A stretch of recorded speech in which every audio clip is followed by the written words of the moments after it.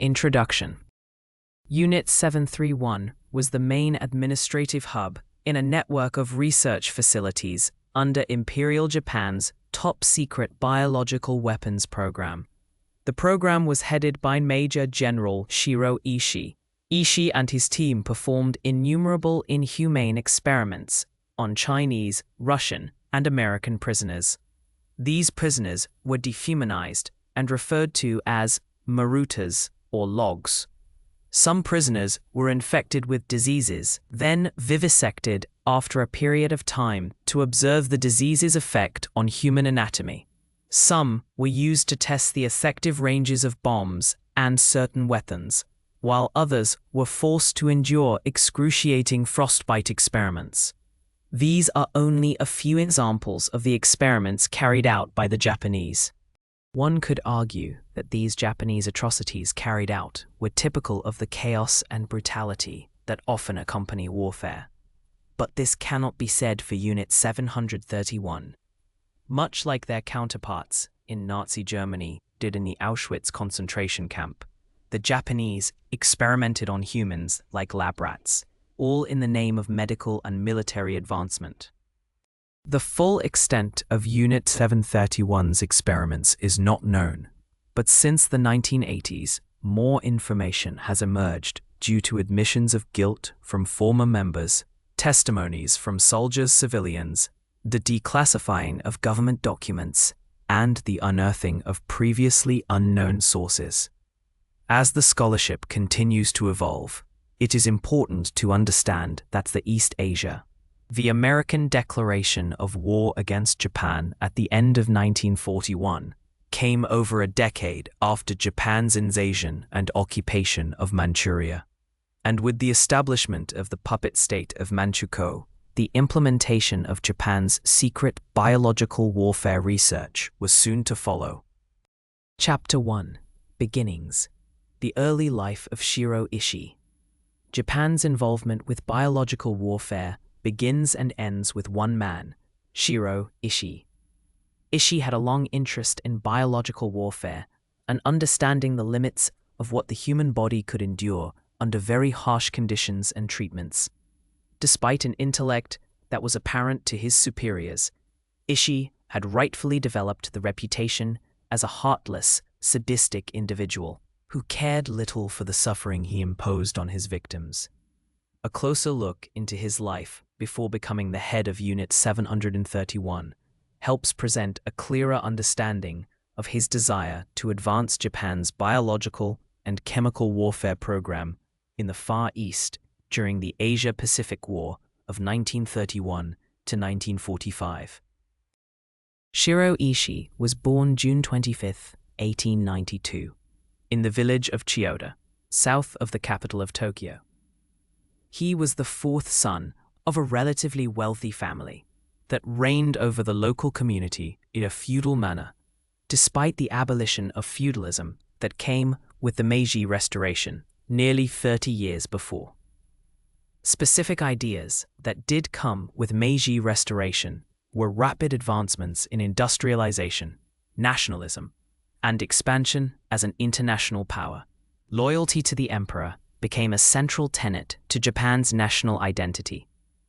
Democratic values were introduced to the country with limited suffrage and a representative body, named as the Diet.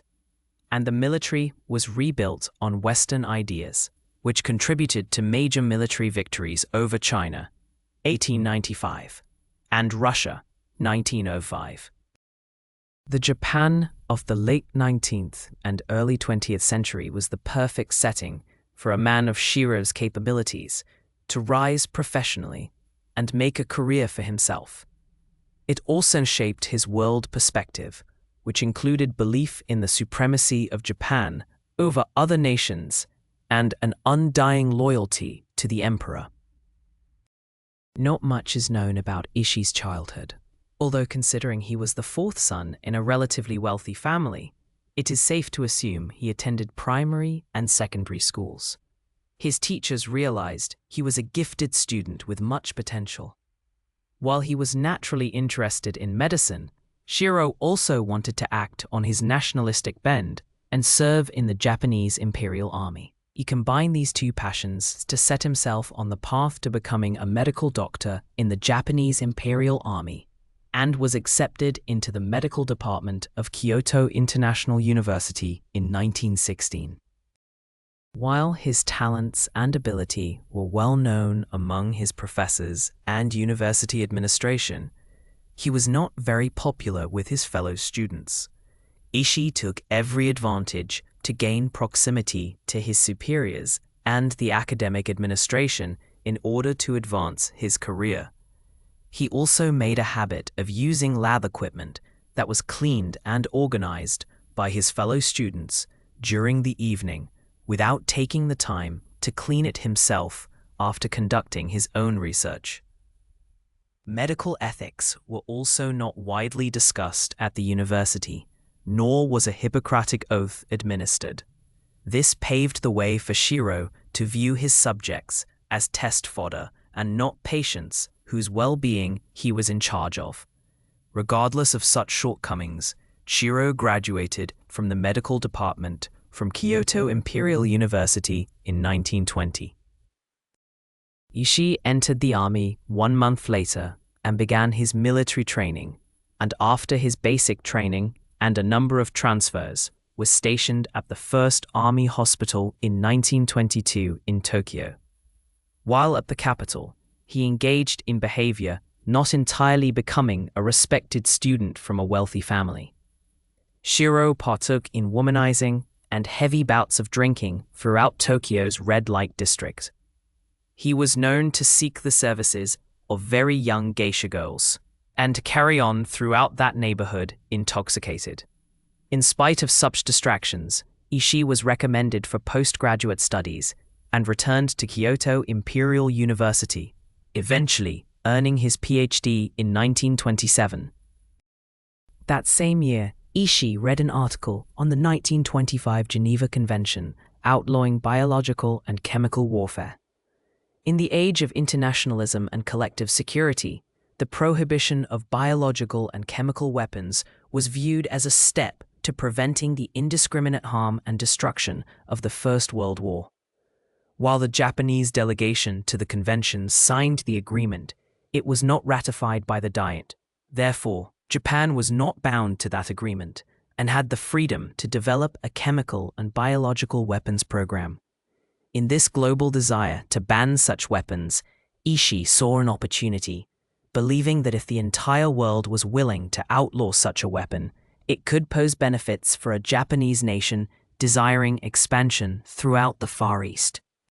With the blessing of both his superiors in both the Army and Navy, Ishii began research into the theoretical uses of biological and chemical warfare, promoting the argument that producing bacteria would be less expensive than other conventional forms of weaponry. In the spring of 1928, he traveled extensively abroad, visiting numerous European countries and gathered research on biological warfare, some of which came from the US, Germany, Russia, France, and Italy, as well as Switzerland, Turkey, the Soviet Union, Egypt, Singapore, Ceylon, and Canada. While some countries were engaged in the secret development of biological weaponry, his trip did not yield a great amount of information or research. Ishii returned in 1930 to a more nationalistic Japan that desired expansion and supremacy throughout the Far East. The country's new slogan, "A wealthy country, a strong army," was highly prevalent on the eve of the invasion of Manchuria. According to a secondary source, when Ishii finally returned to Japan from his world tour, he convinced the Japanese State Department of Military Affairs that there was great potential in developing a biological weapons program, despite possible international condemnation. Although the use of chemical and biological warfare had been banned in the Geneva Convention of 1925, some countries were covertly researching bioweapons, as a military attaché in the Japanese embassy in Washington, D.C., said that he heard that Ishii had studied bacteriological warfare at the Massachusetts Institute of Technology in Boston. However, In a primary source testimony from the Khabarovsk war crime trials conducted by the Soviets, a former Unit 731 member claimed that in a meeting in 1941, Ishii explained the reason for Japan's interest in biological warfare. Ishii said this was because Japan did not possess sufficient natural resources of metals and other raw materials required for the manufacture of weapons, which meant that Japan had to develop new types of weapons, and that all the great powers were carrying on corresponding work in the sphere of bacteriological warfare, and that Japan must not lag behind in this field. The beginnings of Unit 731. Ishii's opportunity to explore the potentials of biological warfare came with the invasion of Manchuria in 1931. The landscape of Manchuria itself, with wide expanses of rural, uninhabited land, was the perfect setting for Ishii to conduct his research away from the cramped, limited space of the island of Japan. Within the first 2 years of Japanese imperial control of Manchuria, Ishii established research facilities there, both for defensive and offensive biological warfare. Defensive research was the production of vaccines, and offensive research was for mobilizing diseases as weapons, including plague, glanders, and anthrax, among others. By the time the Western powers had initiated World War II in 1939, historians estimate there were at least 18 biological warfare facilities established throughout the Japanese Empire, located as far north as Manchuria and as far south as Indonesia. The Japanese Army's first germ research facility was built in the town of Beiyinhei, outside of Harbin in Manchuria, and was also known as the Xiongma prison camp. In 1932, the village was evacuated and taken over by Ishii and his colleagues, and the initial research was focused on anthrax, glanders, and plague, and included live dissections of prisoners. Other experiments served as precursors of the Unit 731 experiments, including the testing of poison gas, high voltage tolerance, poison injections, frostbite remedies, and the removal of organs for further research while the prisoner was still alive. The prisoners that were used in the experiments were mostly Chinese, but Soviets, Mongolians, and Koreans that were arrested by the Japanese army were also used. The prisoners were those that were arrested as spies and resistors to the Japanese in Manchuria, and were scheduled to be executed without a trial. So using them for experiments was deemed a better use of their lives than merely executing them. In fact, some of the medical officials working at the research facilities were fully aware that the subjects brought for research were already doomed to die. After the prisoners died from experimentation, their bodies were gotten rid of by way of an electric furnace. The Xiongma camp was eventually destroyed, and the program was transferred to 2 newly set up research facilities, one near the city of Changchun and the other one in the Pingfan district, just south of Harbin. Unit 100. The Anti-Epizootic Protection of Horses Unit in Changchun was later renamed as Unit 100. It was not headed by Ishii, but rather was controlled by a veterinarian, Major Yujiro, who would partake in joint research with Ishii. The special focus of Unit 100 was animal disease prevention, but the facility also participated in plant and animal biological warfare experiments. Unit 100's research on crop viruses and livestock diseases was intended for future sabotage operations against their enemies. The facility was staffed by veterinarians, microbiologists, chemists, and agriculturalists, with the capability of mass-producing large amounts of anthrax, glanders, sheep and cattle herd plagues, as well as red rust. Field tests conducted along the Soviet-Manchurian border region began as early as 1941.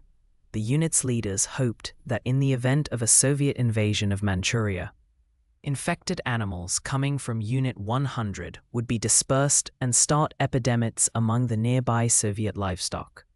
According to a number of testimonies from Harris, former workers and medical students witnessed both humans and animals as victims of experimentation. They saw dead bodies wheeled away from operating rooms and animals being poisoned with contaminated food. Unit 731. The facility at Pingfan was called the Kwantung Army Water Supply and Epidemic Prevention Department, and would be renamed as the infamous Unit 731 in 1941. Unit 731's main mission was to research and produce germ-based weapons in massive quantities for the Japanese army. It took 2 years to construct the establishment's 150 buildings with a perimeter of 4 miles, which included living accommodations for its workers, a railway, an incinerator, a power supply, and an airfield. By 1940, there were 3,000 workers stationed at the facility. During Unit 731's lifetime, it is estimated that anywhere from 3,000 to 10,000 subjects were killed in medical experiments. The subjects were mostly Han Chinese, but other groups that were killed included Russian Jews, Mongolians, Koreans, the mentally disabled, criminals, communist spies, and captured Allied soldiers.